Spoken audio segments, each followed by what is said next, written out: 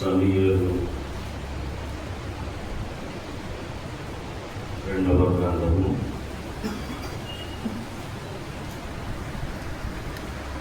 3వ అధ్యాయము 1వ వచనాన్ని చదువుతున్నాము. సమూయేలు రెండవ గ్రంథము 3వ అధ్యాయము 1వ వచనాన్ని చదువుతాం. సౌలు కుటుంబీకులకును దావీదు కుటుంబీకులకును బహుకాలము యుద్ధము జరగగా దావీదు అంతకంతకు ప్రబలెను, సౌలు కుటుంబము అంతకంతకు నీరసిల్లెను. చిన్న ప్రార్థన. మహాతండ్రి, చదవబడిన ఈ లేఖన భాగం ద్వారా మా అందరితో మీరు మాట్లాడండి. మీ వాక్కునివ్వండి, వాక్శక్తినివ్వండి, వినగలిగే చెవినివ్వండి, గ్రహించే హృదయాన్నివ్వండి. అన్నిటికంటే పరిశుద్ధాత్మ ద్వారా మా అందరితో మాట్లాడండి. ఈ దీనదాసుని ఈ సిలువకు చాటున మరుగు చేసి మీరు మహిమ పొందమని, ప్రజలందరితో మీరు మాట్లాడమని యేసు నామాన్ని బట్టి వేడుకుంటున్నాము తండ్రి. ఆమేన్. చూడండి ప్రియమైనటువంటి దేవుని బిడ్డలారా, ఇక్కడ మనం గమనించినట్లయితే సౌలు కుటుంబీకులకును దావీదు కుటుంబీకులకును బహుకాలము యుద్ధము జరగగా దావీదు అంతకంతకు ప్రబలెను, సౌలు కుటుంబము అంతకంతకు నీరసిల్లెను. చూడండి, ఇక్కడ ఇశ్రాయేలీయులకు మొట్టమొదటి రాజైనటువంటి సౌలు, ఆయన అనతి కాలంలోనే దేవుని యొక్క కృపను కోల్పోయాడు, దేవుని యొక్క అనుగ్రహాన్ని కోల్పోయాడు, దేవుని యొక్క కటాక్షమును కూడా కోల్పోయాడు. మరి దావీదైతే అంతకంతకు అభివృద్ధి చెందినట్లుగా, ప్రబలినట్లుగా మనము చూస్తూ ఉన్నాం. దావీదు అభివృద్ధి చెందడానికి, ఆశీర్వదింపబడటానికి, ప్రబలటానికి కారణాలేంటో, అలాగే సౌలు ఎందుకని దేవుని యొక్క కృపను పోగొట్టుకున్నాడో మనం ఈ దినమున చూద్దాము. చూడండి, సౌలు ఇక్కడ మనము గమనించినట్లయితే మొదటి సమూయేలు గ్రంథము 15వ అధ్యాయము 3వ వచనాన్ని చూస్తే, కాబట్టి నీవు పోయి కనికరింపక అమాలేకీయులను హతము చేయించు, పురుషులనేమి, స్త్రీలనేమి, బాలులనేమి, పసిపిల్లలనేమి, ఎద్దులనేమి, గొర్రెలనేమి, ఒంటెలనేమి, గార్ధబములనేమి అన్నిటినీ హతము చేసి వారికి కలిగినదంతయు బొత్తిగా పాడు చేసి అమాలేకీయులను నిర్మూలన చేయమని దేవుడు చెప్పాడు. కానీ సౌలు ఏం చేశాడు? 11వ వచనం చూస్తే, సౌలు నన్ను అనుసరింపక వెనుక తీసి నా ఆజ్ఞలను కైకొనకపోయెను గనుక అతనిని రాజుగా నిర్ణయించినందుకు నేను పశ్చాత్తాపడుచున్నాను అని దేవుడు చెప్తా ఉన్నాడు. చూసారా, దేవుడు ఎప్పుడు కూడా ఆయన చెప్పినది చెప్పినట్టుగా చేయాలని కోరుకుంటాడు. చూడండి ప్రియమైనటువంటి వర్ణరా, కానీ తనకిష్టమైన రీతిగా సౌలు ప్రవర్తించాడు.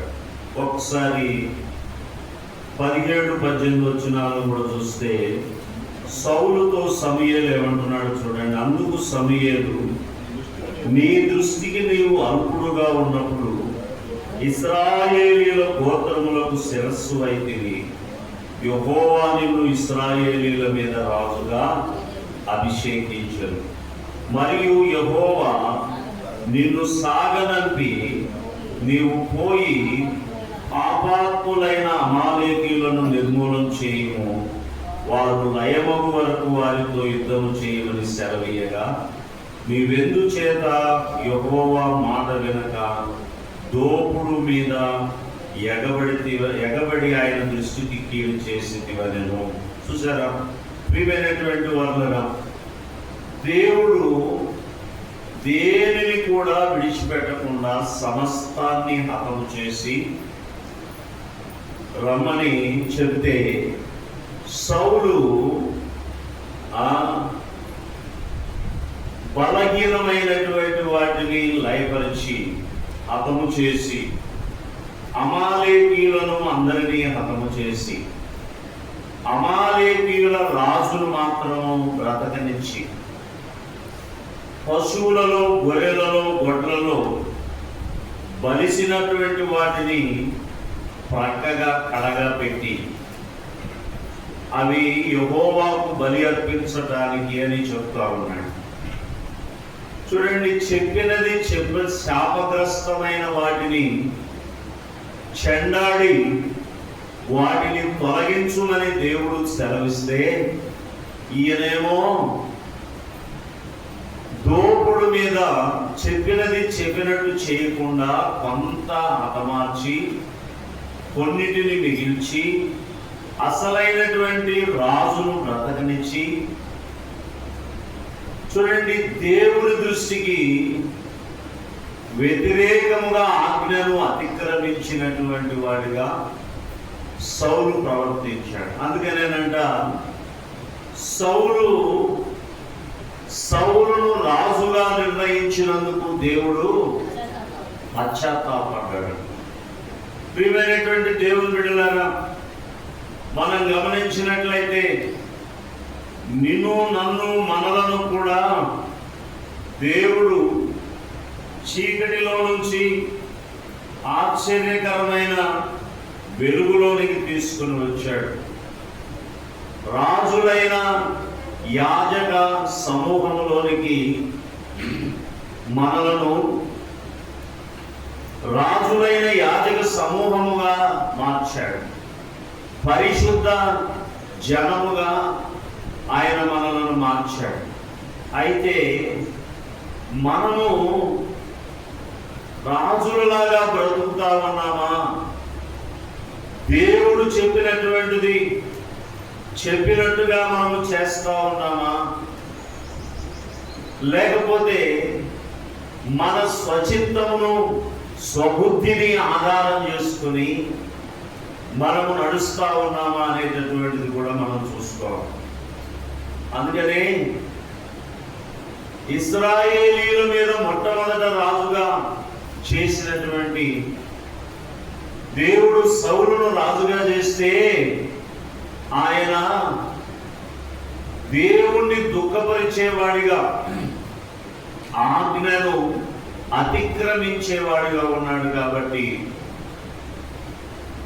రాజులు చేసినందుకు పశ్చాత్తాపడతా ఉన్నాడు. చూడండి, నిన్ను నన్ను రాజును చేసేది దేనికి? రాజులైన యాజక సమూహంలో చేర్చే దేనికి?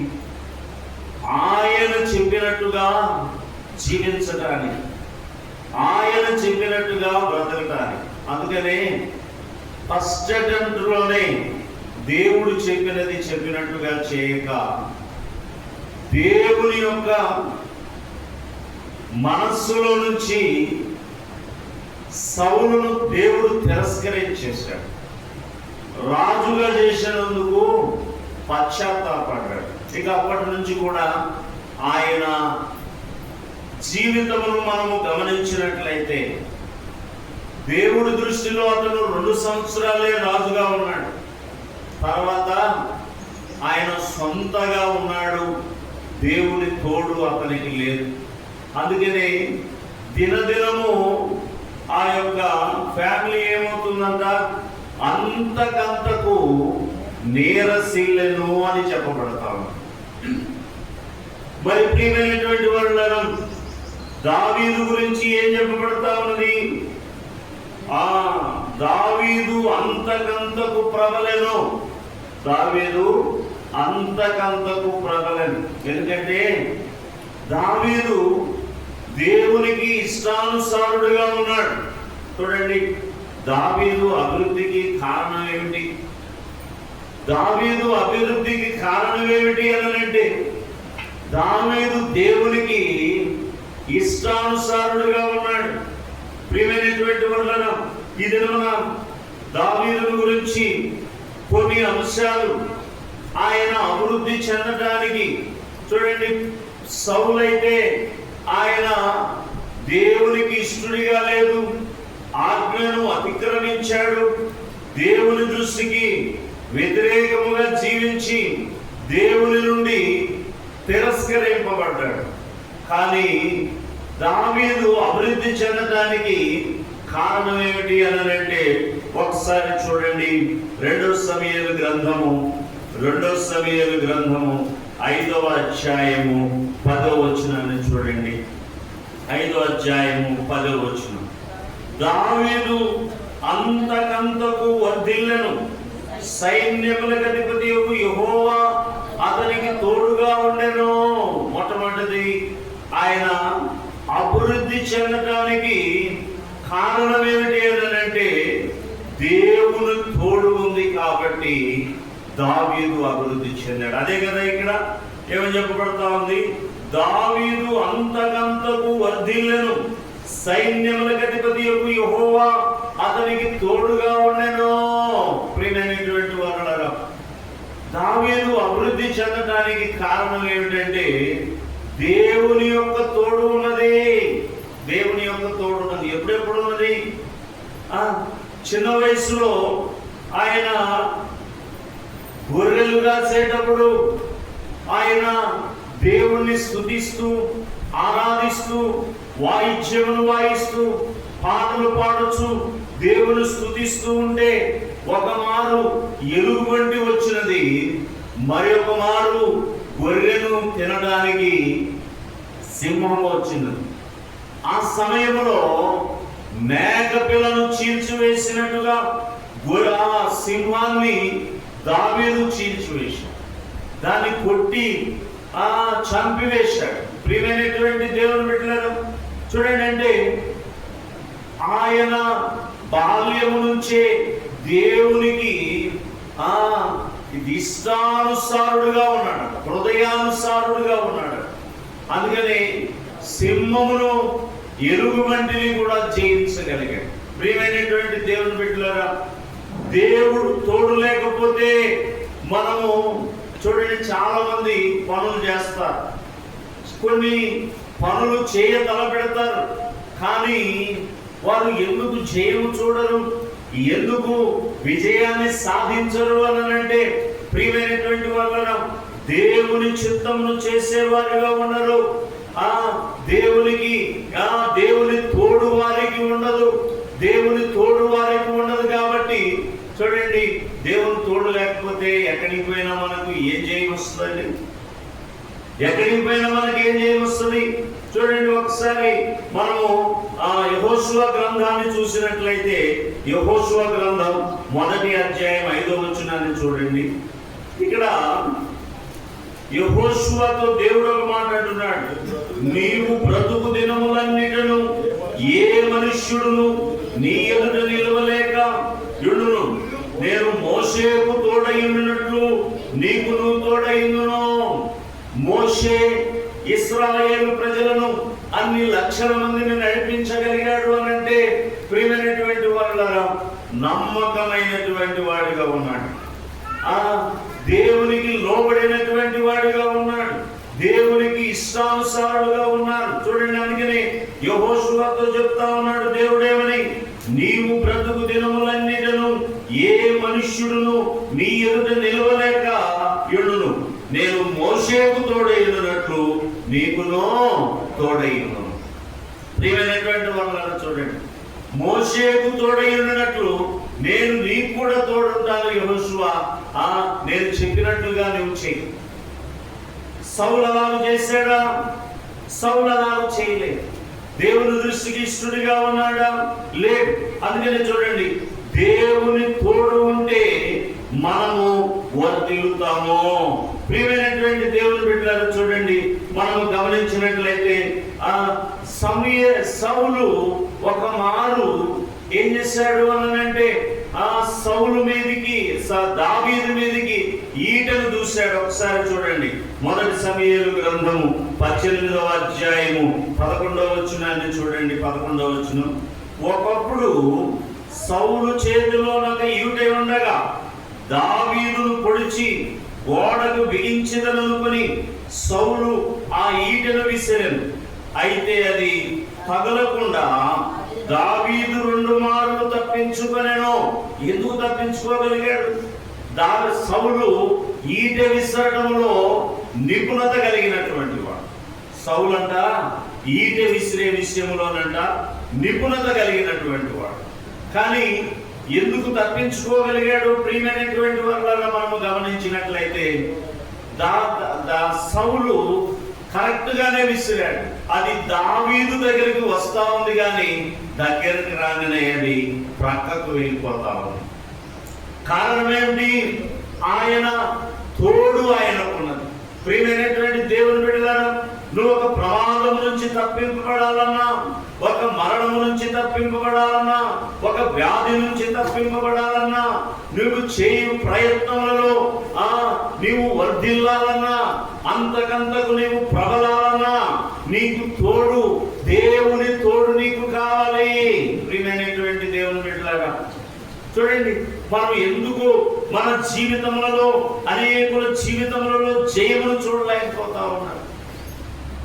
చూడండి, ఇంకా దావీదు జీవితంలో మనం చూసినట్లయితే దేవుడు తోడు ఉండటమే కాదు, ఒక్కసారి మనం చూడండి, ఈ యొక్క మొదటి సమూయేలు 18వ అధ్యాయం 14-15 వచనాలను కూడా మనం చూస్తే, మరియు దావీదు సమస్త విషయములలో సుబుద్ధి కలిగి ప్రవర్తింపగా యెహోవా అతనికి తోడుగా ఉండెను.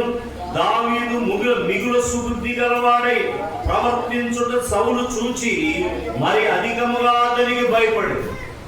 ప్రియమైనటువంటి దేవుని బిడ్డలారా, మనము దేవునికి భయపడితే ఇతరులు మనకు భయపడతారు. చూడండి, ఇక్కడ ఏం చెప్పబడతా ఉంది? మరియు దావీదు సమస్త విషయములలో సుబుద్ధి కలిగి ప్రవర్తింపగా యెహోవా అతనికి తోడుగా ఉండెను. దేవుడు ఎందుకు తోడుగా ఉన్నాడు? దేవుడు ఎందుకు తోడుగా ఉన్నాడు? చూడండి, అనేకుల జీవితంలో ఆత్మీయంగా ఉన్నట్టుగా ఉంటారు, కానీ కుయుక్తిగా ప్రవర్తిస్తారు, కపటంగా ప్రవర్తిస్తారు, వంచనగా మాట్లాడతారు. కానీ వారి జీవితంలో సుబుద్ధి అనేటటువంటిది కనపడదు. చూడండి, సౌలు ఆయనను మాటి మాటికి ఇబ్బందికరమైనటువంటి పరిస్థితులు కల్పిస్తున్నప్పటికీ కూడా ఆయన ప్రవర్తనంట మరి ఎక్కువగా సుబుద్ధి కలిగి ఉంటా ఉన్నాడు. చూడండి, ఎవరో మనకు కీడు చేశారని మన యొక్క సుబుద్ధిని మనం కోల్పోకూడదు. దేవుని యందు యథార్థతను మనం కోల్పోకూడదు. చూడండి, ఇక్కడ ఎందుకు తోడుగా ఉన్నాడు? వర్కనే తోడుగా ఉన్నాడా? నువ్వు ఎలా ఉన్నా దేవుడు తోడుగా ఉంటాడా? నీ ఇష్టానుసారంగా నువ్వు ప్రవర్తించి నువ్వు ఏదైనా చేసేటప్పుడు ప్రభువా నువ్వు తోడుగా ఉండు అని అంటే తోడుగా ఉంటాడు. సౌలు మరి చివరి దినాలలో మరి ఆయన యుద్ధానికి వెళ్ళేటప్పుడు దేవుడి దగ్గర సంప్రదించలేకపోయాడు. ఎందుకంటే దేవుడు మాట్లాడలేదు అతనికి. అప్పటికి ఆయన యుద్ధానికి వెళ్ళేటప్పుడు ఆయన దగ్గర ప్రవక్త లేడు. అందుకని అతను ఎక్కడికి వెళ్ళాడు? కర్ణ పిశాచము గల దాని దగ్గరికి వెళ్ళాడు. కానీ దావీదు ప్రతి సమయంలో కూడా ప్రభువా నేను వీళ్ళను తరమవచ్చా, నేను వాళ్ళను నా వారిని నేను సంపాదించుకోవచ్చా అని దేవుని సన్నిధిలో కనిపెట్టేటటువంటి వాడు దావీదు. ప్రియమైనటువంటి వాళ్ళరా, నీవు దేవుని దృష్టికి యథార్థముగా సుబుద్ధి కలిగి జీవించేటటువంటి వ్యక్తివిగా నీవు ఉంటే దేవుడు నీకు తోడుగా ఉంటాడు.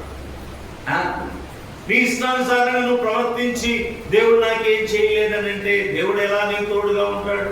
దేవుడు ఎలా నీ ప్రార్థన ఆలకిస్తాడు? అందుకనే దేవుని వాక్యం ఏమని సెలవిస్తా ఉన్నది? రక్షింపనేరకై ఉండునట్లు యెహోవా హస్తము కొరచగా లేదు, విననేరకై ఉండునట్లు ఆయన చెవులు మందము కాలేదు. మీకును మీ దేవునికి మీ దోషములు అడ్డు వచ్చి ఉన్నవి, మీ పాపములు అడ్డు వచ్చి ఉన్నదని యెషయా గ్రంథం 59వ అధ్యాయంలో రాయబడి ఉన్నాయి. ప్రియమైనటువంటి దేవుని బిడ్డలారా, దేవుడు ఎందుకు నీ ప్రార్థన ఆలకించడు? ఎందుకు నీకు తోడుగా ఉన్నాడు? ఆయన హస్తాలేమైనా పొడసైనటువంటిగా, చెవులు కలిగించినటువంటి వాడు. ఆయన చెవులు ఏమన్నా మందమెక్కినటువంటిగా కాదు కదా. ప్రియమైనటువంటి వాళ్ళగా నీకు దేవుడు తోడుండేటట్లుగా నీవు సుబుద్ధి కలిగి ప్రవర్తించేటటువంటి వ్యక్తిగా ఉండాలి. చూడండి, ఇక్కడ మనం గమనిస్తే ఈ 18వ అధ్యాయం 14-17 వచనంలో చాలా చక్కగా రాయబడింది. మరియు దావీదు సమస్త విషయములలో సుబుద్ధి కలిగి ఉన్నాడండి. ఏ విషయాల్లో? ఏదో కొంతమంది కొన్నిట్లో నమ్మకంగా ఉంటారు, కొన్నిట్లో నమ్మకంగా ఉండరు. ఇక్కడ ఏమన్నాడు? సమస్త విషయములలో సుబుద్ధి కలిగి ప్రవర్తింపగా యెహోవా అతనికి తోడుగా ఉండెను. దావీదు మిగుల సుబుద్ధి గలవాడై సౌలు చూచి మరి అధికముగా అతనికి భయపడేది. ప్రియమైనటువంటి దేవుని బిడ్డలారా, నీతిమంతులు ఎలా ఉంటారంట? సింహము వలె ధైర్యంగా ఉంటారు. ఎందుకు? దావీదును చూస్తే భయపడతా ఉన్నాడు. సౌలు దావీదును చూస్తే ఎందుకు భయపడతా ఉన్నాడు? అతని యొక్క యథార్థతను చూసి, అతని యొక్క సుబుద్ధిని చూసి, అతని యొక్క నమ్మకత్వమును చూసి, అతను అన్నిటికంటే దేవుడు అతనికి తోడుగా ఉండటం బట్టి సౌలు చూశాడు, ఇతనికి దేవుడు తోడుగా ఉన్నాడు. అట్లా అని దావీదు మీద విసురు చూపును నిలపకుండా మానివేశాడా? లేదు.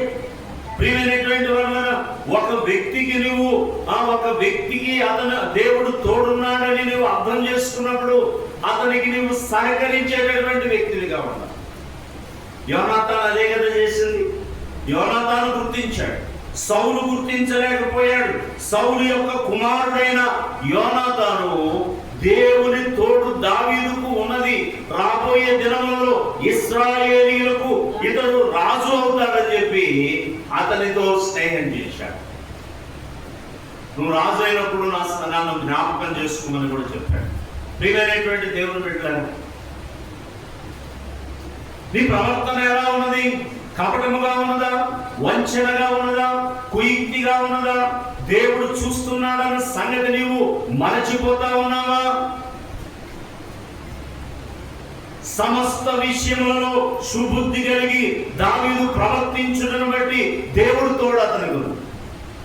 అంతేగాని ఎలా పడితే అలా ఉండేటటువంటి నామకార్థం భక్తి చేసేటటువంటి వారికి దేవుడు తోడుంటాడు, దేవుడు ప్రార్థన ఆలకిస్తాడంటే అది అబద్ధం. దేవుడు తోడున్నాడు, నీ కార్యములలో ఆయన తోడున్నాడు. చూడండి, దావీదు మొట్టమొదటగా ఆయన అభివృద్ధి చెందడానికి కారణం ఏమిటి అని అంటే ఆయనకు దేవుడు తోడుగా ఉన్నాడు. రెండోదిగా దావీదు దేవుని చిత్తమును గ్రహించువాడు.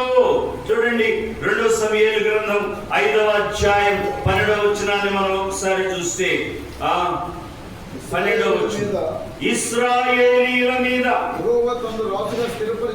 యెహోవా తన్ను రాజుగా స్థిరపరచిననియు ఇశ్రాయేలీయులను బట్టి ఆయన జనుల నిమిత్తము రాజ్యము ప్రబలము చేయననియు దావీదు గ్రహించెను. ప్రియమైనటువంటి వాళ్ళరా, దేవుని చిత్తమును గ్రహించినటువంటి వాడిగా ప్రియమైనటువంటి దేవుని బిడ్డలారా, ఏమని చెప్పబడతా ఉన్నది ఇక్కడ? ఇశ్రాయేలీయుల మీద యెహోవా తన్ను రాజుగా స్థిరపరచననియు, ఇశ్రాయేలీయులను బట్టి ఆయన జనుల నిమిత్తము రాజ్యము ప్రబలము చేయననియు దావీదు గ్రహించెను. ప్రియమైనటువంటి వారు, ఎందుకు దావీదును ఎన్నుకున్నాడో, ఎందుకు దావీదును ఇశ్రాయేలీయుల మీద రాజుగా చేశాడో, ఏ ఉద్దేశముతో, ఏ ఉద్దేశమును ఆయన ద్వారా నెరవేర్చడానికి, ఆయన ద్వారా సఫలపరచడానికి దేవుడు చూశాడో దానిని గ్రహించాడు. ప్రియమైనటువంటి వారులారా, దేవుని చిత్తమును గ్రహించినటువంటి వాడిగా దావీదు. ఎంతమంది ఈ దినములలో దేవుని చిత్తమును చూడండి, దేవుని చిత్తమును గ్రహించేటటువంటి వారిగా ఉంటా ఉన్నారు? ఎంతమంది ప్రియమైనటువంటి వాళ్ళు చూడండి, మనము రక్షింపబడిన తర్వాత మనము మన సొత్తు కాదు, మనము విలువ పెట్టి కొనబడినటువంటి వ్యక్తులము. ఎందుకు? లోకములో నుంచి దేవుడు నిన్ను సపరేట్ చేసి చీకటిలో నుంచి ఆశ్చర్యకరమైన వెలుగులోనికి తీసుకుని వచ్చి నిన్ను రాజులైన యాజక సమూహముగా చేసి పరిశుద్ధ జనాంగముగా నిన్ను చేసి, అరే నా ఇంట్లో నా వాళ్ళని ఇంకా రక్షించలేదే, నన్ను ముందుగా ఎన్నుకున్నాడే, నిన్ను ముందుగా ఎన్నుకొనటంలో దేవుని చిత్తమేదో నీవు గ్రహించావా? మొట్టమొదటి నీ కుటుంబంలో నిన్ను ఎన్నుకోవటానికి దేవుడి చిత్తం ఏమిటో నువ్వు గ్రహించావా? నిన్ను రాజుగా చేసిన దాన్ని నువ్వు గ్రహించావా? దావీదు గ్రహించాడండి. ఏమని చెప్పబడతా ఉన్నది? ఇశ్రాయేలీయుల మీద యెహోవా తన్ను రాజుగా స్థిరపరచననియు, ఇశ్రాయేలీయులను బట్టి ఆయన జనుల నిమిత్తము రాజ్యము ప్రబలము చేయననియు దావీదు గ్రహించాడు. ప్రియమైనటువంటి వారు, నిన్ను నన్ను కూడా రాజులైన యాజక సమూహంలో చేర్చింది. నీ దీపమును వెలిగించినది దేనికి? నిన్ను రక్షించినది దేనికి? అనేకులను వెలిగించడానికి, అనేకులను రాజులైన యాజక సమూహంలోనికి నీవు తీసుకుని రావటం కోసం. ప్రియమైనటువంటి దేవుని బిడ్డలారా, దేవుడి చిత్తమును గ్రహిస్తా ఉన్నావా? నిన్ను ప్రథముడుగా, నువ్వు చివరి వాడు అయినప్పటికీ కూడా నిన్ను ఆయన రక్షించుకున్నాడంటే నువ్వు ప్రథముడివి. ఇంట్లో నువ్వు లాస్ట్ వాడివి అనుకో, లాస్ట్ దానం అనుకో, నీకంటే పెద్దలు అనేకులు ఉండవచ్చు, కానీ మొట్టమొదట నిన్ను దేవుడు రక్షించాడు అనంటే, నిన్ను రక్షించాడు అన్నట్టు నిజమే కదా. దావీదు ఇంట్లో అనేక మంది మరి సోదరులు ఉన్నారు ఇంకా, కానీ కడమవాడైనటువంటి దావీదును దేవుడు ఎన్నుకున్నాడు. దేవుడి చిత్తము, ఎందుకంటే దేవుడి హృదయానుసారుడుగా, దేవుడి చిత్తానుసారుడుగా దావీదు ఉన్నాడు. నువ్వు కూడా అలా మారిపోవాలి. మీ ఇంట్లో నిన్ను మొట్టమొదటిగా రక్షించాడంటే మీరు ఎంత నీవు దేవుడి ఎడల భయభక్తులు కలిగి, ప్రియమైనటువంటి వారు, ఆయన చిత్తము ఎందువలన దేవుడు నన్ను రక్షించాడు, నా గృహములో మొట్టమొదట దేవుడు నన్ను ఎందుకు రక్షించాడు, నా వలన దేవునికి మరి ఏ పని ఉన్నదో నేను ఆయన పని కొరకు వాడబడేటటువంటి వ్యక్తిగా నేను ఉంటాను. చూడండి, యేసేపు జీవితాన్ని చూసినప్పుడు యేసేపు అన్నలు వాళ్ళు దేవుని భయం లేనటువంటి వారు. యేసేపు అన్నలు దేవుని భయం లేనటువంటి వారు, కానీ యేసేపు దేవుని భయము కలిగి ఉన్నాడు కాబట్టి, యథార్థత కలిగిన వాడు కాబట్టి, దేవుడు చూస్తున్నాడన్న భయము భక్తి కలిగినటువంటి వాడు కాబట్టి, మరి అనేక పరిస్థితులలో శ్రమల గుండా వెళుతున్నప్పటికీ కూడా దేవుని యొక్క తోడు యేసేపుకున్నది. దేవుని యొక్క తోడు యేసేపుకున్నది. ప్రియమైనటువంటి వాళ్ళారా, అందుకనే నీ ఎడల దేవుని చిత్తమేదో నువ్వు గ్రహించుచున్నావా? దావీదు గ్రహించాడు, దేవుని చిత్తాన్ని దావీదు గ్రహించాడు.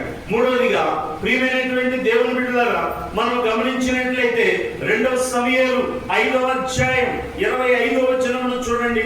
2వ అధ్యాయము 5వ వచనము చూడండి. ఇక్కడ మనం గమనించినట్లయితే, దావీదు యెహోవా ఆజ్ఞాపించిన ప్రకారం చేసి గెబా నుండి గెజెరు వరకు ఫిలిష్తీయులను తరుముతూ హతము చేసెను. ఎవరు తనకై తాను చేశాడా, లేకపోతే దేవుడు ఆజ్ఞాపించినది చేశాడా? దేవుని ఆజ్ఞ ప్రకారం చేసేవాడిగా ఉన్నాడు. సౌలు అయితే ఏం చేశాడు? దేవుడు చెప్పింది చేశాడా? చేయలా. కొంత చేశాడు, కొంత చేయకుండా దేవుడు చెప్పినట్లుగా చేశాను, నువ్వు చెప్పినట్లుగా చేశానని సమూయేలుతో అంటా ఉన్నాడు. ప్రియమైనటువంటి దేవుని బిడ్డలారా, ఇక్కడ దావీదును చూసినట్లయితే దావీదు యెహోవా తనకు ఆజ్ఞాపించిన ప్రకారము చేసి గెబా నుండి గెజేరు వరకు ఫిలిష్తీయులను తరుముచు హతము చేశాడు. ప్రియమైనటువంటి దేవుని బిడ్డలారా, దేవుని ఆజ్ఞ చూడండి, ఎందుకంటే ఆజ్ఞ అతిక్రమమే పాపం. ఆజ్ఞ అతిక్రమమే పాపం. సౌలు నిజంగా కొన్ని విషయాల్లో మనం చూస్తే దావీదే పెద్ద పాపం చేశాడు అన్నట్టుగా చదువుతున్నటువంటి వారికి అనిపిస్తుంది. జీవితంలో ఆ చిన్న మచ్చ తప్ప, ఆ చిన్న తప్పు తప్ప దావీదు దేవునికి హృదయానుసారుడుగా, దేవునికి ఇష్టానుసారుడుగా ఉన్నాడు. దేవుని యొక్క ఆజ్ఞ ప్రకారం చేసేటటువంటి వాడిగా ఉన్నాడు. ప్రియమైనటువంటి వాళ్ళు చాలా మంది ఆజ్ఞను అతిక్రమించేటటువంటి వారిగా ఉంటారు. చాలా మంది ఆజ్ఞను అతిక్రమించేటటువంటి వారిగా ఉంటా ఉన్నారు. ప్రియమైనటువంటి దేవుని బిడ్డలారా, దేవుని యొక్క వాక్యం మనతో మాట్లాడుతూ ఉన్నది. దావీదు అభివృద్ధి చెందడానికి కారణం ఏమిటి అనంటే దేవుని యొక్క మొట్టమొదటిది దేవుడు అతనికి తోడుగా ఉన్నాడు. రెండోది దేవుని చిత్తమును గ్రహించేవాడిగా ఉన్నాడు. మూడోదిగా ఆయన యొక్క ఆజ్ఞ ప్రకారం చేసేటటువంటి వాడిగా ఉన్నాడు. నాలుగోదిగా దేవునికి భయపడేవాడిగా ఉన్నాడు. మొదటి దినవృత్తాంతములు 13వ అధ్యాయం ఒకసారి చూడండి. రాజుల గ్రంథం తర్వాత ఉంటుంది. మొదటి దినవృత్తాంతములు 13వ అధ్యాయము 12వ వచనాన్ని చూడండి. 13-12. ఆ దినమున దావీదు దేవుని విషయమై భయముంది. దేవుని మందస్సము నా యొద్దకు నేను ఎలాగూ తీసుకొని పోవుదనుకొని. చూడండి, ఇక్కడ ఏమని చెప్పబడతా ఉన్నది? ఆ దినమున దావీదు దేవుని విషయమై భయముంది. చూడండి, దేవుని విషయమై భయం కలిగినటువంటి వారిగా మనం ఉన్నాం. కొంతమందికి భక్తి ఉంటుంది కానీ భయం ఉండదు. కొంతమందికి భయం ఉంటుంది కానీ భక్తి ఉండదు. భయభక్తులు అని చెప్పబడతా ఉన్నది. ఆయన యందు భయభక్తులు కలిగినటువంటి వారంగా ఉండాలి. ఏ ఒక్కటి ఉన్నా ఇబ్బంది, అది పనికిరా. భయం అన్నా ఉండాలి, భక్తి అన్నా ఉండాలి అన్నట్టుగా ఉండకూడదు. భయంతో కూడిన భక్తి కలిగి ఉండాలి.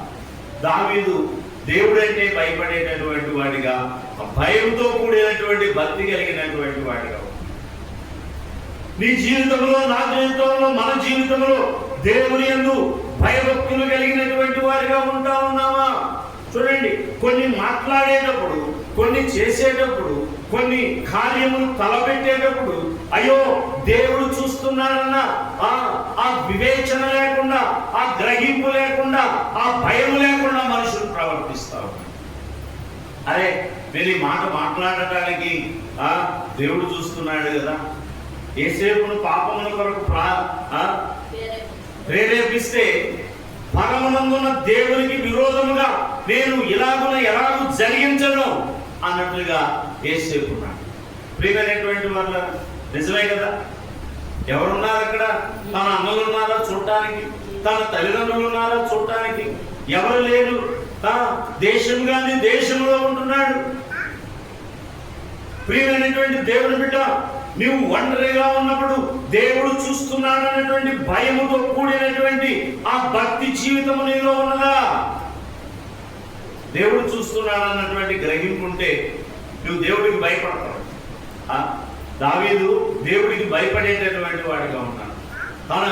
తన ఇష్టానుసారుడిగా ప్రవర్తించేటటువంటి వాడిగా లేడు, కానీ దేవునికి భయపడేటటువంటి వాడిగా ఉన్నాడు. ప్రియమైనటువంటి వారు, అదే కదా ఇక్కడ ఈ యొక్క అధ్యాయంలో ఏమని చెప్పబడతా ఉంది? చూడండి, ఆ దినమున దావీదు దేవుని విషయమై భయం ఉంది. దేవుని మందస్సమును నా యొద్దకు నేను ఎలాగూ తీసుకొని పోవుదునని కొని మందస్సమును తన యొద్దకు దావీదు పురమునంతకు తీసుకొని పోక దాని గిత్యుడైన ఒబేదెదోము ఇంటిలోనికి తీసుకొని పోయి. ప్రియమైనటువంటి దేవుని బిడ్డలారా, భయం నీలో ఉంటుందా? దేవుడు చూస్తున్నాడన్న భయము నీలో ఉంటే నువ్వు భయము కలిగి భక్తి కలిగి ప్రవర్తిస్తావు. లేకపోతే ఏమవుతుంది చూడండి. నిజంగా ఇది కృపకాలం అండి, ఇది కృపకాలం. ఆ దినములలో ఏదైనా చూడండి జరిగితే వెంటనే శిక్ష వచ్చేది. కానీ ఈ దినములలో వారు చేసిన దుష్కార్యములకు వెంటనే శిక్ష రాకపోవడం బట్టి మరి హృదయం కఠినపరుచుకొని ఇంకా పాపం చేస్తున్నారు అన్నమాట. భయం లేకుండా ప్రవర్తిస్తా ఉన్నారు. అరే నేను ఇలా చేశాను, నాకేం కాలేదే అంటే చేయొచ్చు అన్నమాట. అది దేవుడు కృపకాలం కాబట్టి నీ మీద ఇంకా కనికరం ఉన్నది కాబట్టి నీ మీద ఇంకా తన కృపను చూపుతున్నాడు కాబట్టి నువ్వు బ్రతికి బట్టగలుగుతా ఉన్నావు అన్న సంగతి నీకు అర్థం కాదు. నీ నోరు నీ ఇష్టానుసారంగా పారేసుకుంటావా? భయం లేకుండా మాట్లాడతావా? ప్రియమైనటువంటి దేవుని బిడ్డ, ఎలా మాట్లాడుతా ఉన్నావు నువ్వు? ఎలా ప్రవర్తిస్తా ఉన్నావు నువ్వు? దేవుడు చూస్తున్నాడన్న భయము నీవు కలిగి ఉన్నట్లయితే నీ నోటిని కూడా నువ్వు జాగ్రత్తగా వాడతావు. లేకపోతే నీ ఇష్టానుసారంగా నరం నేది నాలుక కదా అన్నట్టుగా ఎలా పడితే అలా తిరుగుతుంది నీ నాలుక. జాగ్రత్త ప్రియమైనటువంటి దేవుని బిడ్డలారా, దేవుడు చూస్తున్నాడన్న భయము కలిగినటువంటి వాడు, దేవునికి భయపడేటటువంటి వాడు దావీదు. ఐదవదిగా మనం చూస్తే దేవుని కృపను పొందినటువంటి వాడు దావీదు. ఎవరు? దేవుని యొక్క కృపను పొందినటువంటి వాడు. యెషయా గ్రంథము ఒకసారి తీయండి. యెషయా గ్రంథం 55వ అధ్యాయాన్ని మనం చూస్తే యెషయా గ్రంథం 55వ అధ్యాయము 3వ వచనాన్ని చూడండి. చెవియొగ్గి నా యొద్దకు రండి, మీరు వినిన యెడల మీరు బ్రతుకుదురు, నేను మీతో నిత్య నిబంధన చేసేదను, దావీదునకు చూపిన శాశ్వత కృపను మీకు చూపుదును. ప్రియమైనటువంటి వాళ్ళు చూడండి, దేవునికి భయపడేవాడు కాబట్టి, దేవునికి ఇష్టడిగా ఉన్నాడు కాబట్టి, దేవునికి హృదయానుసారుడుగా ఉన్నాడు కాబట్టి ఏం చెప్పబడతా ఉన్నది? చెవియొగ్గి నా యొద్దకు రండి, మీరు వినిన యెడల మీరు బ్రతుకుదురు, నేను మీతో నిత్య నిబంధన చేసేదను, దావీదునకు చూపిన శాశ్వత కృపను మీకు చూపాను. చూడండి, సౌలు కుటుంబానికి శాశ్వత కృప దొరికిందా? ఎందుకంటే ఆజ్ఞను అతిక్రమించాడు, దేవునికి భయపడలేదు, దేవునికి లోబడలేదు. ప్రియమైనటువంటి వాళ్ళ అందుకనే తన తర్వాత మరి ఎవరైనా రాజుగా చేయబడ్డారా అంటే ఏదో కొద్ది రోజులు మనమడో ఏమో కొద్ది రోజులు ఇచ్చేసాడు. కానీ సౌలు కుటుంబం పట్ల దేవుడు కృప చూప, శాశ్వత కృప చూపలేదు. ప్రియమైనటువంటి వాళ్ళ దావీదైతే దేవునికి ఇష్టానుసారుడు, హృదయానుసారుడు, ఆయనకు భయపడేవాడు, ఆయన ఆజ్ఞలకు ఆజ్ఞ ప్రకారం జీవించేటటువంటి వాడు కాబట్టి శాశ్వతమైనటువంటి కృపను సంపాదించుకున్నాడు. ప్రియమైనటువంటి వాళ్ళ మన భక్తి మనతో ఆగిపోకూడదు, మన భక్తి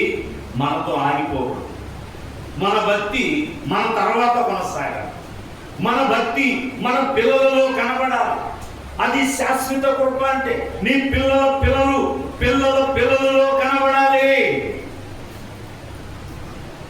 హిజ్కియా దేవుడికి వ్యతిరేకంగా జీవించినప్పుడు, ఇదిగో నీవు ఇలా చేశావు, ఇలా ప్రవర్తించావు, మూర్ఖంగా ప్రవర్తించావు, అయినా కానీ నీ కాలంలో శిక్ష రానివ్వను, నీ కుమారుల కాలంలో రప్పిస్తాను అని అంటే, నా కాలంలో రాలేదు, నాకు అంతే చాలు. అదే ప్రాధేయపడవద్దా దేవుడి దగ్గర? బ్రతిమలాడవద్దా దేవుడి దగ్గర? అయ్యో ప్రభువా, నేను కదా తప్పు చేసినది, వారేమి చేశారని దావీదు అన్నట్టుగా అన్నాడా? దావీదు అన్నాడు ఒకసారి, పాపం చేసింది నేను కదయ్యా, ఈ అమాయక జనాన్ని ఎందుకు చంపుతున్నావు, నన్ను శిక్షించు, వారిని కాదు అన్నట్లుగా దావీదు అడిగాడు. హిజ్కియా ఏమంటా ఉన్నాడు? ప్రియమైనటువంటి వాళ్ళ హిజ్కియా నా దినములలో రాలేదు, నాకు అంతే చాలు. అంటే ఏంటి? నువ్వు క్షేమంగా ఒడ్డెక్కితే సరిపోయిందా? నీ సంతానం పరిస్థితి ఏమిటి? శాశ్వత కృప నీ సంతానానికి అవసరం లేదా? ప్రియమైనటువంటి దేవుని బిడ్డ, దేవునికి భయపడేటటువంటి వ్యక్తివిగా ఉంటే, దేవునికి లోబడే వ్యక్తివిగా ఉంటే, సుబుద్ధి కలిగి ఉంటే, దేవుని యొక్క కృపను పొందేటటువంటి వ్యక్తివిగా ఉంటావు. నీ జనరేషనే కాదు, నీ తరతరములు కూడా నువ్వు దీవించబడతావు. 3-4 తరములే కాదు, ఇంకా చూడండి, దావీదు పట్ల అంట శాశ్వత కృప చూపుతా ఉన్నాడంట దేవుడు. నీ భక్తిని ఆధారం చేసుకుని నీ సంతానం దీవించబడతావు. నీ భక్తిని ఆధారం చేసుకొని, నీ విశ్వాసము ఆధారం చేసుకొని, దేవుని యందు భయభక్తులు ఆధారం చేసుకొని, నీ సుబుద్ధిని ఆధారం చేసుకొని, దేవుడు నీకు శాశ్వతమైన కృపను చూపుతాడు. ఏదో నీ మటుకు నువ్వు గట్టెక్కితే సరిపోదండి. నేను మార్మల్స్ పొందిన కొత్తల్లో, ప్రభువా నేను చేసిన పాపములు నా పిల్లలకు మాత్రం అనడానికి వీలేదు. మీరు నన్ను శిక్షిస్తండి, అవసరమైతే నన్ను శిక్షించండి, ఎందుకంటే చేసినటువంటి వాడును నేను, నీ శిక్షకు నేను పాత్రుని. కానీ ఏమి ఎరుగని నా బిడ్డలు నీ దగ్గర మాత్రం అది రాకూడదని నేను ఎక్కువగా ప్రార్థన చేసేవాడు. నా బిడ్డలకు మాత్రం నా పాపం అనడానికి వీల్లేదు ప్రభువా. ప్రియమైనటువంటి దేవుని బిడ్డ, నీ కాలాన్ని నువ్వు గడుపుకొని వెళ్ళిపోతే చాలదు. ఎందుకని ఈ దినములలో అనేకమైనటువంటి చూడండి, వారి తలము గతించిపోయిన తర్వాత అయ్యో ఏమిటి వీళ్ళ తండ్రి ఇంత భక్తిగా జీవించాడు, ఈ పిల్లలేంది ఇలా తయారైపోయారు, ఈ పిల్లలు ఎందుకు ఇలా తయారైపోయారనంటే, వెళుతూ శాశ్వతమైన కృపను సంపాదించడం, వెళుతూ దేవుడి దగ్గర ఒక వాగ్దానం తీసుకోవాలి, దేవుని దగ్గర శాశ్వతమైన కృపను సంపాదించాలి. ఎలా జీవిస్తా ఉన్నాం? అలాయ్ బిలాయిగా. నీ భక్తి అలాయ్ బిలాయిగా ఉందా? ఎలా ఉన్నది నీ భక్తి? నీ తర్వాత నీ పిల్లలు భక్తిపరులుగా ఉంటున్నారా? నువ్వు భక్తిపరుడే, హిజ్కియా భక్తిపరుడే. కానీ మనుష్య పరిస్థితి ఏమిటి? మనుష్య పరిస్థితి ఏమిటి? ప్రియమైనటువంటి దేవుని బిడ్డలారా చూడండి, అదే చూడండి, ఏ రాజులు, యూదా రాజుల్లో చూసినా, ఇశ్రాయేలు రాజుల్లో చూసినా ఎవరిని ప్రోత్సహించేట దేవుడు మాట్లాడాడంటే, దావీదు వలె నా హృదయానుసారుడిగా లేడు, అంతే. దావీదులాగా నా హృదయానుసారుడిగా ఇతను లేడు. ఎవరిని మాదిరిగా పెట్టాడంటే దేవుడు దావీదును మాదిరిగా పెట్టాడు. ప్రియమైనటువంటి దేవుని బిడ్డ, మనం చూడండి, మన ఇంట్లో మనం ముందు రక్షింపబడ్డామంటే, రాజులైన యాజక సమూహంలో చేర్చబడ్డాము అనంటే, పరిశుద్ధ జనాంగంగా తీర్చబడ్డాము అనంటే, చూడండి, మనం పొందుకున్న దాన్ని, శాశ్వత కృపను మన సంతతికి మనం విడిచిపెట్టేటటువంటి వారిగా ఉన్నాం. జాగ్రత్త. ప్రియమైనటువంటి దేవుని బిడ్డ, దేవుని దృష్టికి కృపను పొందినటువంటి వాడిగా చూడండి ఏమన్నాడు, చెవి యొగ్గి నా యొద్దకు రండి, మీరు వినిన యెడల మీరు బ్రతుకుదురు, నేను మీతో నిత్య నిబంధన చేసింది. ఏదో తాత్కాలిక నిబంధన కాదు, తాత్కాలిక ఒప్పందం కాదు, ఇది నిత్య నిబంధన. దాన్ని స్థిరపరిచాడు దేవుడు. ఏమంటున్నాడు? నేను మీతో నిత్య నిబంధన చేసేదను, దావీదులకు చూపిన శాశ్వత కృపను మీకు చూపుదును. ప్రియమైనటువంటి దేవుడు ఒక్కటే. అందుకనే చూడండి, భక్తి చేస్తే మనం యథార్థమైనటువంటి భక్తి చేయాలి, దేవునికి భయపడుతూ చేయాలి, సుబుద్ధి కలిగి దేవుని మెప్పించగలిగినటువంటి భక్తి చేయాలి. అలా చేస్తే ఎందుకు నీ బిడ్డలు రక్షింపబడరు? ఎందుకు నీ ఇంటి వారు రక్షింపబడరు? చూడండి, నమ్మి బాప్తిస్మం పొందుము, నీవును నీ ఇంటి వారు రక్షింపబడదురు. అదొక వాగ్దానం పెట్టి ప్రార్థన చేయి. నమ్మి బాప్తిస్మం తీసుకున్నటువంటి వారు, నీవు నీ ఇంటి వారు రక్షింపబడతారని చెప్పబడుతుంది కదా ప్రభువా. మరి నా ఇంటి వారు ఎందుకు రక్షింపబడట్లా? నా లోపం ఏమిటి? నేను సరైనటువంటి ఆత్మీయ జీవితంలో లేనా? సరైనటువంటి భక్తి జీవితంలో లేనా? నీకు భయపడి జీవించేటటువంటి వ్యక్తిగా నేను లేనా? ఈ దినములలో ఎంత నులివెచ్చని భక్తి అయిపోతా ఉన్నది అని అంటే, చూడండి, ఆదివారములు ఇళ్లలో ఉండేటటువంటి వాడు, ఆదివారములు ఫంక్షన్లకు వెళ్ళేటటువంటి వాడు, ఆదివారములు ఎక్కడెక్కడికో వెళ్ళేటటువంటి వాడు, ప్రభును గణపరచినటువంటి వాడు, ప్రభువును ఆరాధించడానికి చూడండి ఆ ఒక్కరోజు 2 గంటలు దేవుడికి కేటాయించినటువంటి వారు. ఏం భక్తి నీ భక్తి? ప్రియమైనటువంటి దేవుని బిడ్డ, దేవుని సంతోషపెట్టి దేవుని కృపను పొందుకునేటటువంటి ఆ యొక్క అనుభవం నీకుందా? కృపను ఏదో బతికి బట్ట కడితే చాలని ఇసుకేయాలని అనుకుంటున్నాను. నా కాలం వెళ్ళిపోతే చాలు, పరలోక రాజ్యంలో నాకు కాలు మోపునంత స్థలం ఉంటే చాలు అనుకుంటున్నావా? లేదు ప్రియమైనటువంటి వాళ్ళ, నిన్ను రక్షించినది అందుకు కాదు, నిన్ను రాజుగా చేసినది అందుకు కాదు, నీకు రక్షణ శిరస్త్రాణమును తెల్లని వస్త్రములు ఇచ్చినది అందుకు కాదు. నీవు నీ తరం వారికి ఆశీర్వాదకరంగా ఉంటావని, వచ్చు తరములకు ఆశీర్వాదకరంగా దీవెనకరంగా ఉంటావని దేవుని వాక్యం మనతో మాట్లాడతావని. 5వదిగా దేవుని కృపను పొందిన వాడిగా ఉన్నాడు. క్రొత్త నిబంధనలో కూడా పౌలు చూడండి, ఆయన అంతకు ముందు ఎలా ఉన్నాడు? హింసకుడు, దూషకుడు, హానికరుడుగా ఉన్నటువంటి వాడు. ఆయన దేవుని యొక్క కృపను పొంది ఆయన అనేక సార్లు పౌలు దేవుని కృపను ప్రస్తావిస్తా ఉన్నాడు. అనేక సార్లు దేవుని కృపను ప్రస్తావిస్తా ఉన్నాడు. నిజంగా మనం కూడా రక్షింపబడ్డామంటే, మారు మనసు పొందామంటే, బాప్తీస అనుభవంలోకి వచ్చామంటే, బతికున్నామంటే, అనేక ప్రమాదాల నుంచి తప్పింపబడతా ఉన్నామంటే, కాపాడబడతా ఉన్నామంటే ఆయన కృప కాదా? నీ బలం అనుకుంటున్నావా? నీ శక్తి అనుకుంటున్నావా? లేదు ప్రియమైనటువంటి వాళ్ళ, ఆయన కృప. ఆ కృపను మనం పొందుకోవాలి. కృపే కాదు, శాశ్వతమైన కృపను మనం కలిగి ఉండాలి. దాన్ని సంపాదించుకో. ప్రభువా, దావీదుకు చూపిన శాశ్వతమైన కృపను నాకు చూపువా, నా తరములకు చూపువా, నా బిడ్డలకు చూపువా, నా వారికి చూపువా. నేను ఆశీర్వాదం పొందితే కాదయ్యా, నా తరము వారంతా కూడా, నా వచ్చు తరములన్నీ కూడా ఆశీర్వదింపబడాలయ్యా. అలాంటి భక్తి నాకు దయచేయ్యా. అలాగే నేను సుబుద్ధి కలిగి జీవించేటట్లుగా చేయ్యా. దేవుని సంగమా, దేవుని యొక్క వాక్యం మనతో మాట్లాడుతా ఉంది. అలాగే ఇంకా మనం చూస్తే దావీదు 6వదిగా తన తప్పిదములను సరి చేసుకున్నవాడిగా, 6వ కీర్తన గాని, 38వ కీర్తన గాని, అలాగే 51వ కీర్తన గాని, దావీదు ఎంతగా దేవుని సన్నిధిలో పశ్చాత్తాపడ్డాడో, పాపములు ఒప్పుకున్నాడో, ప్రాధేయపడ్డాడో, తన మానవ నైజమేమిటో, తల్లి గర్భంలో నుంచి ఏ రీతిగా తన పాపంలో పుట్టినాడో అది జ్ఞాపకం చేసుకుని కృప చూపమని వేడుకున్నాడు. ఆయన ప్రియమైనటువంటి వాడు, తన తప్పిదములను సరి చేసుకున్నటువంటి వాడు.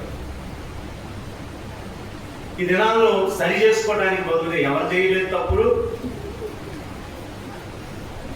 ఓ తల్లి అడిగింది, మా అబ్బాయే చేశాడా? ఎంతమంది చేయట్లేదు?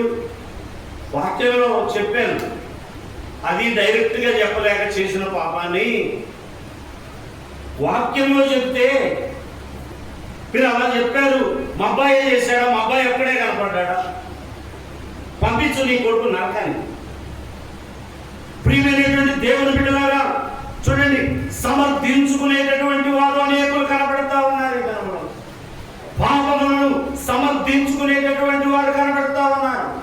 కానీ దావీదు ఎంతగా ఒకసారి 51వ కీర్తనలో ఒకసారి చూస్తే ఆయన ఎలాగున లోతుగా దేవుడి సన్నిధిలో పశ్చాత్తాపడ్డాడో ఒకసారి చూడండి.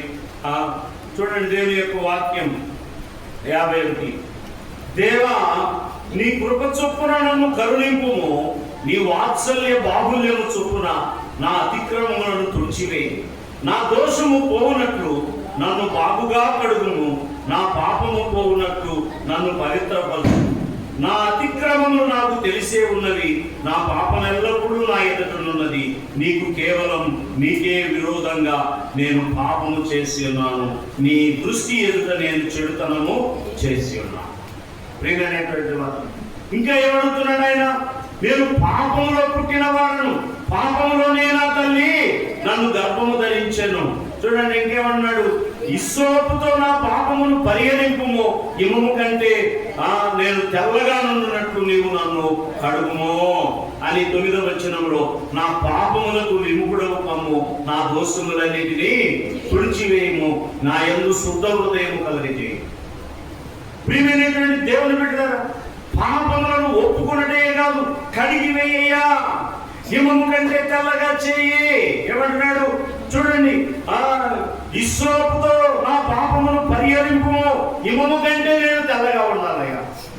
తెలియక పాపం చేస్తే పొరపాటు చేశానయ్యా, అజ్ఞానముగా ప్రవర్తించానయ్యా, నీ దృష్టికి కేవలము నీకు విరోధంగానే నేను పాపం చేశానయ్యా, నన్ను క్షమించయ్యా. క్షమించమనడమే కాదు, శుద్ధీకరించమని అడుగుతాం. ఒక్కొక్క మాట మనల్ని మనం శుద్ధీకరించుకోవడం చేత కాదు. దేవుడు బ్రతిలాడు. యేసు రక్తం ప్రతి పాపమును కడుగుతుంది కాబట్టి, యేసుక్రీస్తు రక్తము ప్రతి పాపమును కడుగుతుంది కాబట్టి, ఆయన రక్తంతో కడగమని మరలా మనం బ్రతిమలాడుకోవాలి, శుద్ధీకరించమని అడగాలి. చూడండి, అందుకనే తన తప్పిదములను సరి చేసుకునేటటువంటి వాడిగా ఉన్నాడు. ఈ 3 కీర్తనలు మీరు తర్వాత చదవండి. 6వ కీర్తన గాని, 38వ కీర్తన గాని, 51వ కీర్తన గాని, దావీదును మనము ఆయన చేసిన ప్రార్థనలు గనక జ్ఞాపకం చేసుకుంటే, ఆయన దేవుని సన్నిధిలో ప్రాధేయపడిన దాన్ని మనము జ్ఞాపకం చేసుకుంటే, అవి చదువుతున్నప్పుడు దేవుని సన్నిధిలో తన తప్పును ఏ రీతిగా ఒప్పుకుంటున్నాడో, ఈ దినములలో ఒప్పుకోవడం మొదలుపెట్టి ఏదన్నా సరి చేయడానికి చూసిన సేవకుడి మీద పగబెట్టుకుంటాము, సరి చేయ చూసిన పెద్దల మీద కోపం పెట్టుకుంటాము.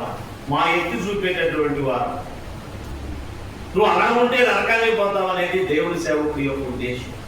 నువ్వు అలా ఉంటే నువ్వు నిత్య నరకానికి నీకు వెళ్తావు అనేది ఆత్మీయులైనటువంటి పెద్దలు నీ విషయమై భారం కలిగి నేను హెచ్చరించాను.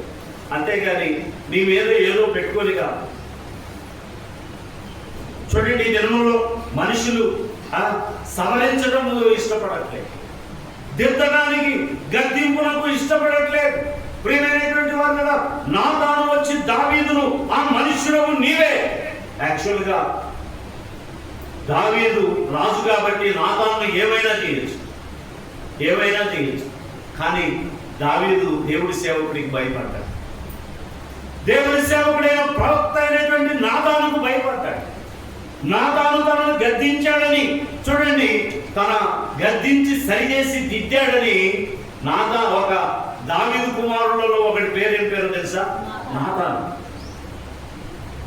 దావీదు కుమారు, నా సేవకుడు నన్ను గద్దించాడు, నా ప్రవక్త నన్ను గద్దించాడు, ఈయన పేరు నా బిడ్డకు పెట్టుకుంటాను. ప్రియమైనటువంటి వారు, ఈ దినాల్లో గద్దిస్తే ఉంటున్నారా? ఉన్నట్లా. ఏమి అనని స్థలానికి వెళ్తా ఉన్నారు, ఏమి అనని స్థలం తెరబొమ్మలు చర్చలకు వెళ్ళిపోతా ఉన్నారు. ప్రియమైనటువంటి దేవుని సంగమా, అక్కడ నిన్ను సరి చేసేటటువంటి వారు ఉండరు, అక్కడ నిన్ను దిద్దేవారు ఉండరు, అక్కడ నిన్ను గద్దించేవారు ఉండరు. గద్దించేవారు లేక సొలొమోను ఏమైపోయాడు? సొలొమోనుకు దావీదు రాజులాగా ప్రవక్త లేదు, ఆయనే జ్ఞాని.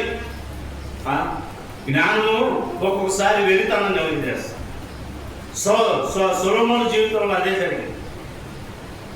ఆయనంత జ్ఞానవంతుడు లేడు, ఆయనంతా చూడండి ప్రియమైనటువంటి వాళ్ళను తప్పిపోయిన వాడు కూడా లేడు. ఎంత జ్ఞానమో అంత వెలితనం కూడా ఆయనలో ఉంది. ప్రియమైనటువంటి దేవుని బిడ్డలారా, దేవుని యొక్క వాక్యం మనతో మాట్లాడుతున్నది, మన తప్పిదములను మనం ఒప్పుకునేటటువంటి వారిలో. దావీదు వలె మన తప్పిదములను మనం సరి చేసుకునేటటువంటి వారిగా ఉండాలి. 7వదిగా మనం చూస్తే, చివరిగా మనం చూసినట్లయితే దావీదు కృతజ్ఞత కలిగిన వాడు. వీటన్నిటికంటే దావీదు ఏం కలిగిన వాడు?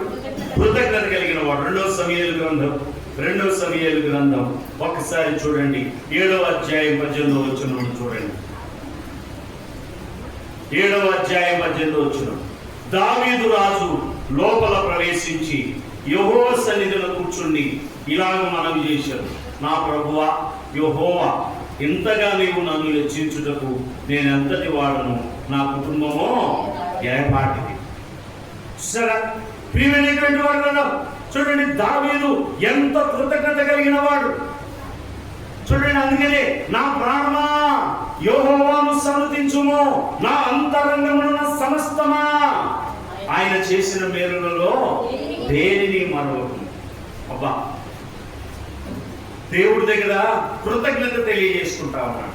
ఏమని దావీదు రాజు లోపల ప్రవేశించి యెహోవా సన్నిధిలో కూర్చుండి ఇలాగున మనవి చేశాను, నా ప్రభువా యెహోవా, ఇంతగా నీవు నన్ను హెచ్చించుటకు నేనంతటి వాడను, నా కుటుంబం ఏర్పాటు. చూడండి, సౌలుకు లేనిది దావీదుకు ఉన్నది. ఆ కృతజ్ఞత. సౌలేమో గాడిదలు కాసుకునేవాడు, ఈయన గొర్రెలు కాసుకునేవాడు. గాడిదలు కాసుకునేవాడు, గాడిదలా ఆయన ప్రవర్తించాడు. గొర్రెలు కాసుకునేవాడు, గొర్రెలాగానే ప్రవర్తించాడు. చూడండి, ప్రియమైనటువంటి వాళ్ళను మొట్టమొదటి రాజుగా చేస్తే నిలబెట్టుకున్నాడా? నిలబెట్టుకోవాలి. కానీ రెండో రాజుగా చేయబడ్డటువంటి దావీదు ఇశ్రాయేలీయుల మీద శాశ్వత కృపను పొంది, దేవుని యొక్క కృపను పొంది ఆ దేవునికి కృతజ్ఞత కలిగి జీవించాడు. అదే కదా, దావీదు రాజు లోపల ప్రవేశించి యెహోవా సన్నిధిలో కూర్చుండి ఇలాగ మనవి చేసెను, నా ప్రభువా యెహోవా, ఇంతగా నీవు నన్ను హెచ్చించుటకు నేనెంతటి వాడను, నా కుటుంబము ఏర్పాటు. ఎంతమంది దినాలు నిజంగా దేవుణ్ణి ఎరగక ముందు మన ఫ్యామిలీస్ పరిస్థితి ఏంటి, మన ప్రవర్తన ఏమిటి, మన ఆర్థిక స్థితిగతులు ఏమిటి, మన ఆరోగ్య పరిస్థితులు ఏమిటి, దేవుడి దగ్గరికి వచ్చిన తర్వాత మరి దీని పరిస్థితి ఏమిటి? ప్రియమైనటువంటి దేవుని బిడ్డ, నీవు కృతజ్ఞత కలిగి ఉంటున్నావా, లేకపోతే కృతజ్ఞత మరిచి తిరిగేటటువంటి వాడిగా ఉన్నావు? కృతజ్ఞత మరిచేటటువంటి వాడిగా ఉన్నావు. అందుకే నేను 103వ కీర్తన చదువుకుని మనం ముగించుకున్నాం. 103వ కీర్తనలో ఆ మాట చాలా చక్కగా రాడు, నా ప్రాణమా యెహోవాను సన్నుతించుము, నా అంతరంగమున సమస్తమా ఆయన పరిశుద్ధ నామమును సన్నుతించుము, నా ప్రాణమా యెహోవాను సన్నుతించుము, ఆయన చేసిన ఉపకారములలో దేనిని మరో. ఎవరితో చెప్తున్నాడు? తన ప్రాణంతో తను చెప్పుకుంటున్నాడు. మనం కూడా చెప్పుకోవాలి. ఇదిగో ఇప్పుడు నువ్వు క్షేమంగా ఉన్నావంటే నా ప్రాణమా, అది నీ యొక్క గొప్పతనమే అనుకుంటున్నావేమో, నీ ఆరోగ్యం అనుకుంటున్నావేమో, నీ బలం అనుకుంటున్నావేమో, నీ ధనం అనుకుంటున్నా. 10 మంది అనుకుంటారు. మాకు కలిగి ఉన్న దాన్ని బట్టి మేము ఇలా ఉన్నాం. లాగి ఒక లపకాయ ఇస్తే ఆడబోతావో తెలియదు, నువ్వు ఎక్కడ పడతావో కూడా తెలియదు. ప్రియమైనటువంటి వాళ్ళు, దేన్ని నువ్వు నమ్ముకుంటా ఉన్నావు? అందుకని ఇర్మియా గ్రంథంలో 9వ అధ్యాయంలో చదవండి. 9వ అధ్యాయం చదువయ్యా.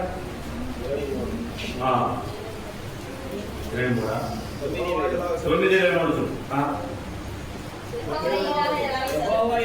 యెహోవా ఇలాగు సెలవిచ్చుచున్నాడు, జ్ఞాని తన జ్ఞానమును బట్టి, సూర్యుడు తన శౌర్యమును బట్టి అతిశయింపకూడదు, ఐశ్వర్యవంతుడు తన ఐశ్వర్యమును బట్టి అతిశయింపకూడదు, అతిశయించువాడు దేనిని బట్టి అతిశయింపవలెననగా భూమి మీద కృప చూపుచు నీతి న్యాయములను జరిగించుచున్న యెహోవాను నేనే అని గ్రహించి నన్ను పరిశీలనగా తెలుసుకున్నట్టును బట్టి అతిశయింపవలెను. ప్రియమైనటువంటి వాళ్ళు చూడండి, నీ కలిగిన వాటిని బట్టి నువ్వు అతిశయించకూడదు. చూడండి, ఇప్పుడు ఆ గల్ఫ్ యుద్ధం జరుగుతుంది, పశ్చిమాసియాలో ఇరాన్, ఇజ్రాయెల్, అమెరికా, దుబాయ్ యుద్ధాలు జరుగుతూ ఉన్నాయి. కోటీశ్వరులు ఇప్పుడు ఏమైపోయిందో తెలియదు. వాళ్ళ బావులన్నీ మండిపోతా ఉన్నాయి, వారి కోటలన్నీ మండిపోతా ఉన్నాయి. ఎక్కడ చూసిన బాంబు దాడులు. ఎప్పుడు ఎవరికి ఎటు నుంచి నాశనం అవుతుందో తెలియదు. కానీ నువ్వు దేవుని యొక్క కృప పొందిన వాడవు, కృప పొందిన దానవైతే నీకు ఎంత భద్రత తెలుసా? నీకు ఎంత భద్రత? దావీదు దేవుని ఆశ్రయముగా చేసుకున్నాడు, దావీదు దేవుని దుర్గముగా చేసుకున్నాడు, కోటగా కొండగా శైలముగా చేసుకున్నాడు. అందుకనే నా ప్రాణమా యెహోవా నీకు ఆశ్రయం, యెహోవా నీకు దుర్గం, యెహోవా నీకు కోట. నువ్వు అతిశయిస్తావేమో. ఈ హెచ్చింపు ఆయన వలన కలిగినది, ఈ ఘనత ఆయన వలన కలిగినది, ఈ వర్ధిల్లుట అంతకంతకు వర్ధిల్లుట ఆయన వలన కలిగినది. ఇది నీ గొప్పతనం అనుకుంటావేమో. దయచేసి నా ప్రాణమా యెహోవాను స్తుతించు. ఆ అంతరంగంలో ఉన్న సమస్తమా ఆయన చేసిన మేలులలో దేనిని మరో అది కలిగి ఉన్నాడు కాబట్టి ఆయన తన జీవితంలో దావీదు అంతకంతకు వర్ధిల్లాడు. మొట్టమొదట ఎలా దేనికి అభివృద్ధి చెందాడు? ఆయన దేవుని తోడుంది కాబట్టి అభివృద్ధి చెందాడు. రెండోది, దేవుని చిత్తమును గ్రహించువాడిగా ఉన్నాడు. మూడోది, దేవుని ఆజ్ఞ ప్రకారము చేసేవాడిగా ఉన్నాడు. నాలుగోది, దేవునికి భయపడేవాడిగా ఉన్నాడు. ఐదోది, దేవుని కృపను పొందిన వాడిగా ఉన్నాడు.